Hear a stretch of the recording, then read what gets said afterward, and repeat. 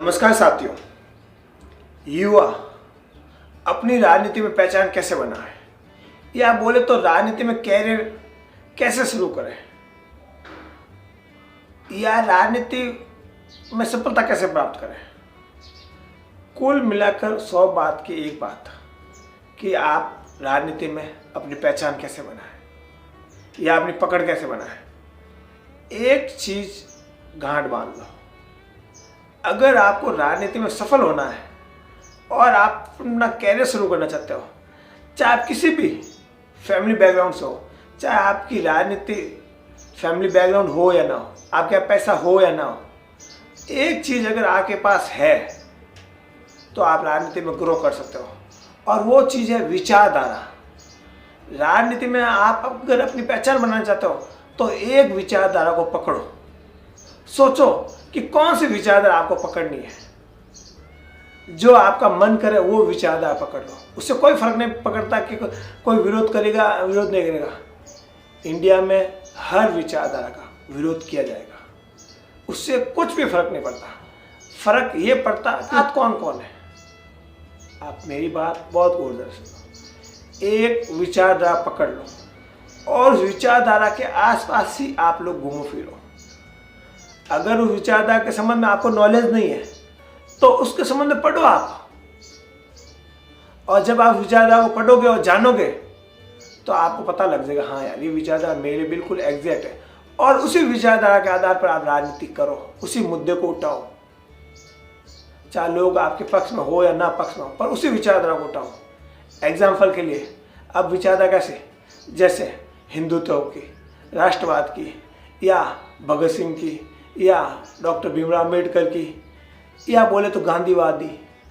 इस विचारधारा को आप लोग बहुत अच्छे से पढ़े और देखें, और कौन सी विचारधारा आप पे स्पेसिफिक बैठती है आपका, उसके लिए आप काम शुरू कर दो। उसको आप बोलना पढ़ना आपके। अब एग्जाम्पल के लिए लेटेस्ट आपने पंजाब का उदाहरण देखो। भगवत मान ने कौन सी विचारधारा पकड़ी, उन्होंने भगत सिंह जी को पकड़ा, और भगत सिंह जी के संबंधित उनके अंदर झलक दिखती थी। कैसे वो भगत सिंह संबंधित, जैसे पगड़ी बांधना, वैसे कपड़े पहनना, वैसे शब्द बोलना। तो आप खुद देख लो, वो पंजाब के मुख्यमंत्री है। उस विचारधारा ने उनको कहाँ लाकर खड़ा कर दिया। आपसे कोई छिपा नहीं है।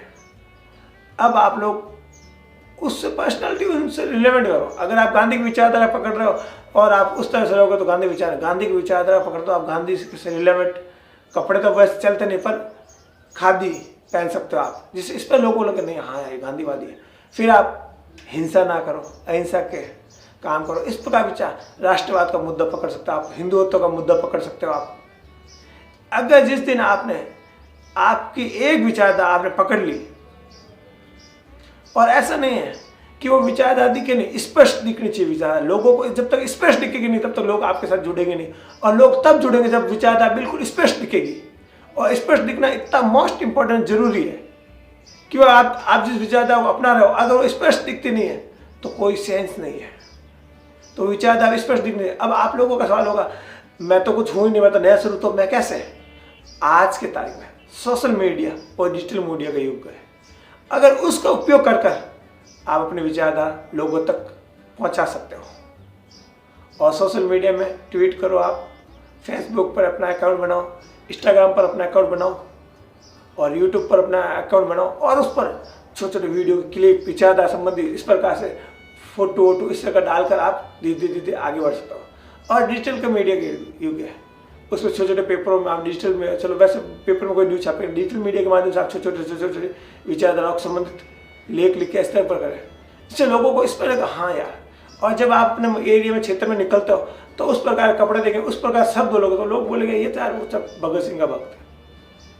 जैसे एग्जाम्पल हमारे प्रधानमंत्री जी, प्रधानमंत्री क्यों बने, उन्होंने हिंदुत्व का विचारधारा पकड़ी, और विचारधारा पकड़ा, आज वो देश के प्रधानमंत्री हैं।